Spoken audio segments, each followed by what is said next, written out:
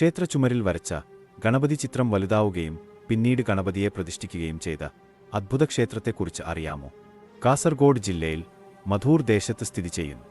അതിപ്രസിദ്ധമായ ഒരു ക്ഷേത്രമാണ് മധൂർ ശ്രീമദനന്ദേശ്വര സിദ്ധിവിനായക ക്ഷേത്രം. കാമദേവനെ വധിച്ച ശേഷമുള്ള ഉഗ്രഭാവത്തിൽ നിൽക്കുന്ന പരമശിവനും വലത്തോട്ട് തുമ്പിക്കൈ നീട്ടിയിരിക്കുന്ന സിദ്ധിവിനായകനുമാണ് ക്ഷേത്രത്തിലെ മുഖ്യപ്രതിഷ്ഠകൾ. എന്നാൽ ഇവരിൽ കൂടുതൽ പ്രസിദ്ധി ഗണപതി ഭഗവാനാണ്.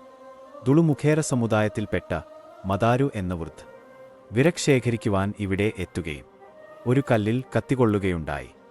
ആ കല്ലിൽ അപ്പോൾ തന്നെ രക്തം വരികയും ചെയ്തു. അങ്ങനെയാണ് അവിടെ മഹാദേവന്റെ സാന്നിധ്യം ഉണ്ടെന്ന് മനസ്സിലാക്കിയതും ഈ ക്ഷേത്രം പണിതതും. ഒരിക്കൽ ഒരു ബ്രാഹ്മണ ബാലൻ ക്ഷേത്രത്തിലെ ശ്രീകോവിലിന്റെ തെക്കേ ചുമരിൽ വെറുതെ ഒരു ഗണപതി രൂപം വരച്ചു. ദിവസങ്ങൾ കഴിയും തോറും ആ ചിത്രം വലുതാവുകയും തടിക്കുകയും ചെയ്തു.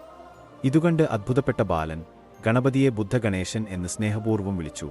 ഈ പ്രതിഷ്ഠ പിന്നീട് വളരെയധികം ശക്തി നേടി. അങ്ങനെയാണ് ഈ ക്ഷേത്രത്തിൽ ഗണപതി പ്രതിഷ്ഠ നടക്കുന്നത്. എന്നാൽ തന്റെ സൈനികരോടൊപ്പം ക്ഷേത്രം ആക്രമിക്കാൻ എത്തിയ ടിപ്പുവിന് വല്ലാതെ ദാഹം തോന്നി. ക്ഷേത്രക്കുളത്തിൽ നിന്ന് വെള്ളം കുടിച്ചതിനു ശേഷം ശാന്തനാവുകയും ആക്രമണത്തിൽ നിന്ന് പിന്തിരിയുകയും ചെയ്തു. ക്ഷേത്രത്തിന് സമീപമുള്ള മധുവാഹിനി നദിയിലെ ജലനിര പോയിരുമ്പോൾ ശ്രീകോവിലിലേക്ക് വെള്ളം കയറുന്നത് ഇവിടുത്തെ ഒരു പ്രത്യേകതയാണ്. ഈ സമയങ്ങളിൽ പൂജാരിമാർ വട്ടവള്ളങ്ങളിൽ ശ്രീകോവിൽ എത്തിയാണ് പൂജകൾ നടത്തുന്നത്.